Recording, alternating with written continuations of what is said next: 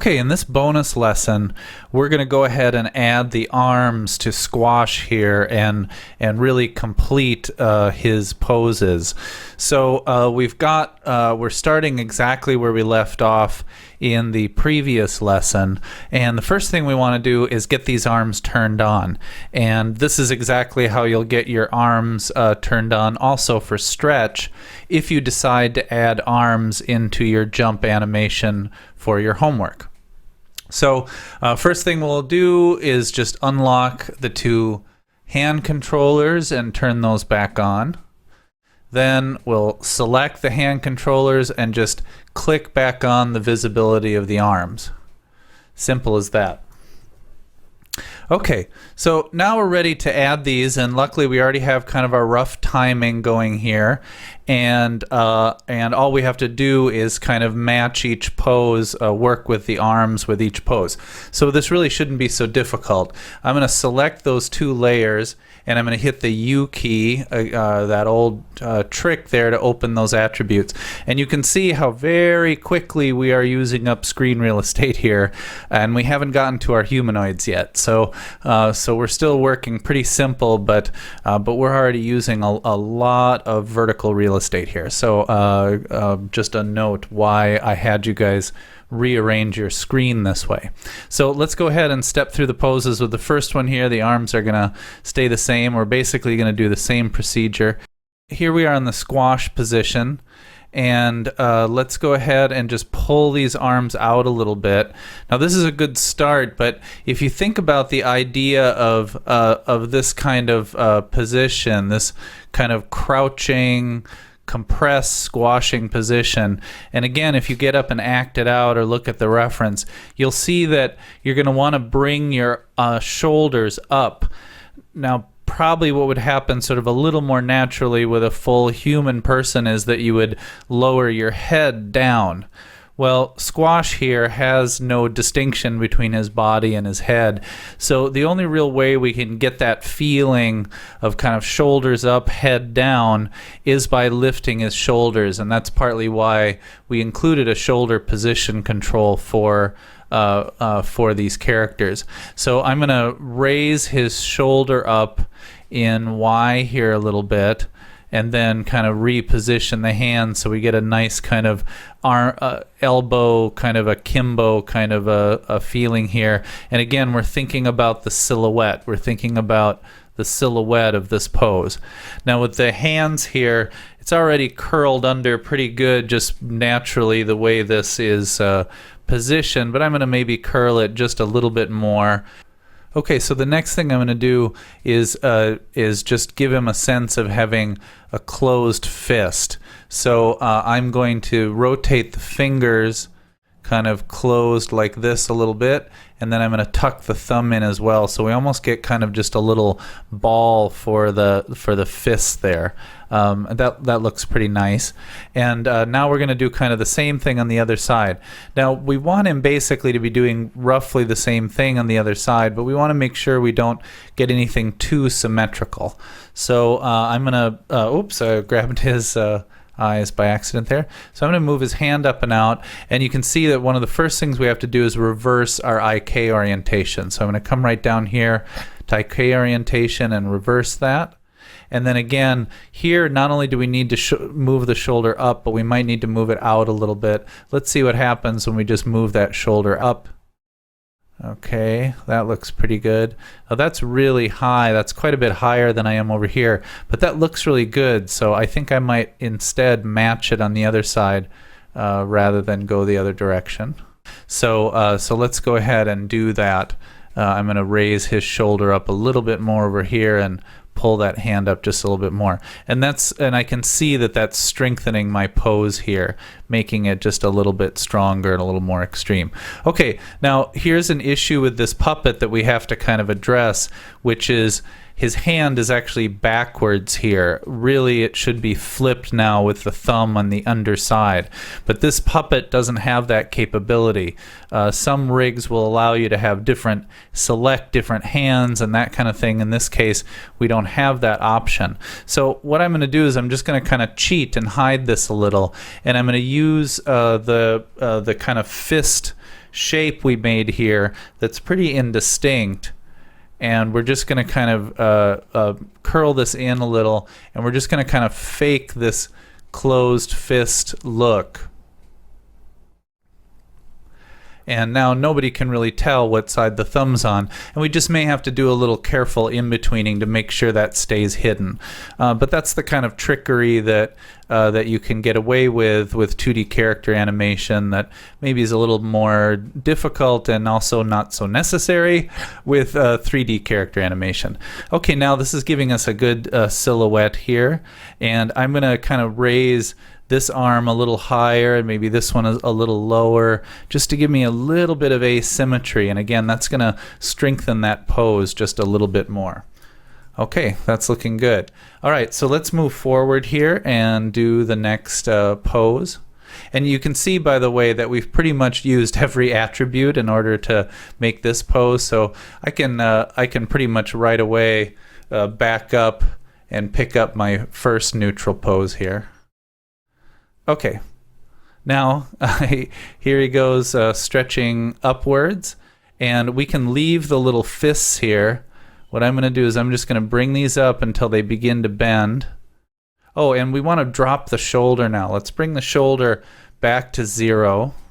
And that's, again, if we were to have done this all together, and just as a reminder, if you remember, if we were not splitting this up to make 2 different lessons, I would definitely have done these arms at the same time I did all these other poses. So this is not usually the way I would work, but we just split this up to give you guys kind of a 2-tier approach to this part of the course. So we're dropping that shoulder down. That'll allow me to bring it down here, and we'll drop this shoulder back down to 0 as well. Now, both of these I can perhaps lower a little bit, maybe not too much, but just bring them down a little bit so we get that real extreme contrast. And again, this is all creating contrast. Shoulders up in this pose, shoulders down in this pose. Elbows bent in this pose, elbows straight in this pose. Contrast, contrast, contrast. See, again and again and again. And you're kind of looking for those opportunities. You want to kind of create opportunities for that kind of contrast. Okay, I'm going to curl these little fists out a little bit to give him a sense that he's kind of pumping his arms down. And then just like we did with the arms, I want to be about 1 click away from that elbow bending. Then let's do the same with the other side here. And let's bend that guy out. Maybe even a little more.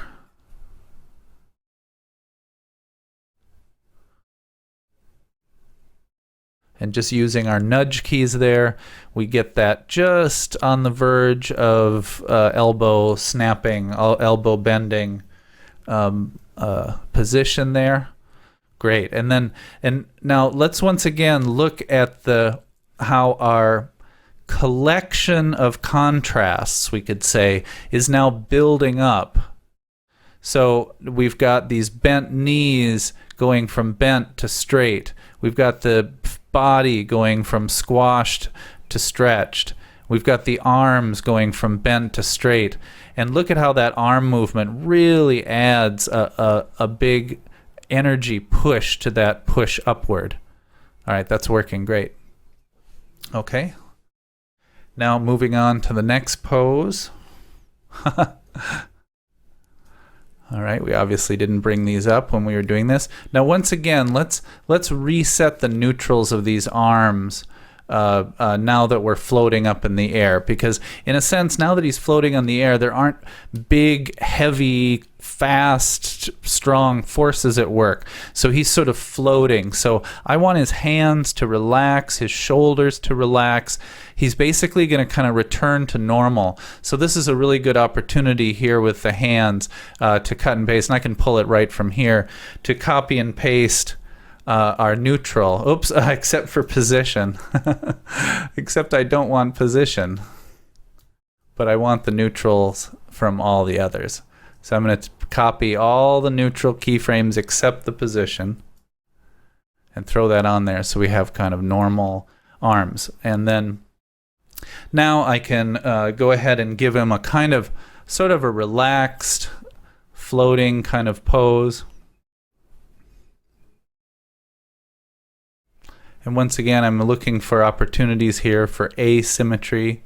Don't want this to be too symmetrical. This is a little bit of a shame, so let's maybe pull his elbow out a little bit right here so we just get a little more of a nice silhouette here. All right, that's looking good. And then again, we're going to use our J and K keys to flip here. All right, great. Now our IK orientation is shifting here. That's something we'll have to address in the in-betweening. But because the arms are straight right here before the shift happens, I'm going to take a little risk here and try just shifting them right here. Yep, that's working. If I can shift them right here when the arms are straight, that can sometimes be a really good way. Okay, this one's already shifted. Oh, this one never shifted. That's what it is. This one shifted though.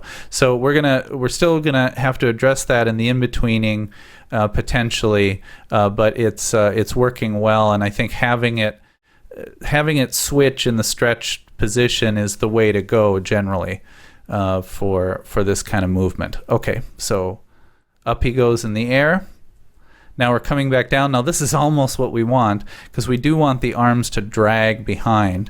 But let's pull them down, and we're going to reset the shoulders to 0 on the X, but we're also going to bring them up again in Y, because he's now lifting upwards here. Let's pull him up quite far. Okay, and we're going to let the hands kind of drag out, sort of dragging behind the fingers and the thumb, kind of dragging behind. And I'm just using their neutral position here, but it's kind of a relaxed, sort of open-handed position there. So I'm just going to use that. That's going to work just fine. Okay, oops, and this one too.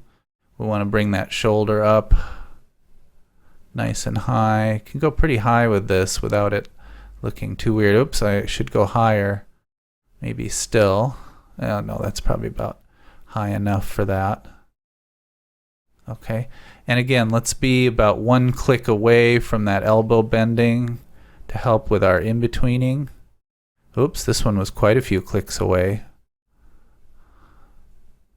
Oh, all right, there we go. All right.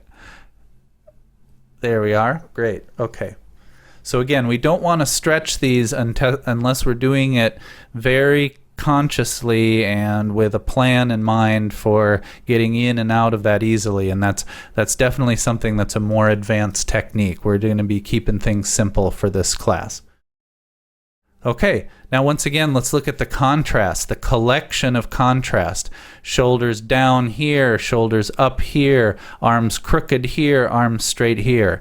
So it's again that drumbeat of contrast, contrast, back and forth that creates this dynamic action and these strong feelings of the forces at work. In this case, the weight coming down rather than the weight pushing up.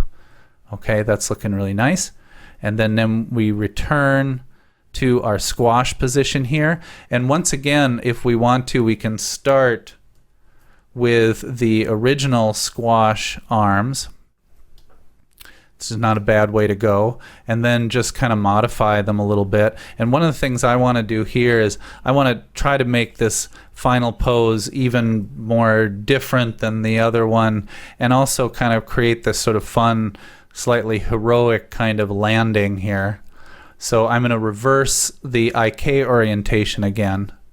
And that's another thing that we may want to actually look at reversing right here.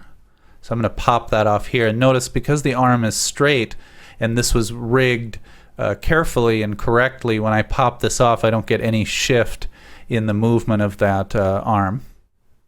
And so now we get this kind of heroic kind of muscle flex kind of pose there. And I think that's more fun. In fact, I'm going to kind of echo it on this side. So he's kind of landing in a really controlled, like, I'm a cool guy kind of way. Boom. Okay. I want that elbow up a little bit more. Just a little more. Boom. Okay, great. All right, and then last but not least, easy task here. We just return to neutral. And I just copy and paste those keyframes forward. Now, as we talked about before, we don't want to leave these gaps behind because we want to make sure that our in-betweens are moving precisely from pose to pose. And we don't want to take the time to go figure out what keyframes need to be there and what keyframes don't. We're just going to put keyframes bloody everywhere. So once again, and I'm just going to do this as a whole again because it's probably the easiest, quickest way. I'm just going to select all of these and I'm going to go through each frame, each key pose, excuse me. I'm going to go through each key pose and I'm going to look for these holes and I'm just going to hit the add keyframe button and fill the holes. Okay, there's a hole there. Fill the holes. All right, and there's a hole there. Fill the holes. And as soon as you found one hole, you've filled all the others, and then just have a quick kind of visual check and make sure that you've got all of your columns really solid all the way through. All right, let's do a little RAM preview test here and see how these arms are looking. Oh, there's a little, we missed something right here. See the little twitch of the hand right there? All right, we got to figure that out. We must have missed one of these neutral keyframes here. So it's on the right hand. Yep, we've still got a 46 value here. I wonder if that's happening here. No, it's not. We just must have copied and pasted wrong. So let's just grab that, copy and paste that. There we go. But once again, fix those things right away. Don't wait to fix anything like that. If you see something like that, get it fixed immediately. As we talked about before, we want to hold chaos at bay. We don't want to let any chaotic elements enter our animation. Okay, this is looking great. If you feel confident in what we did here, go ahead and turn the arms on for stretch in the assignment exercise and animate Stretch's arms along with the rest of his body.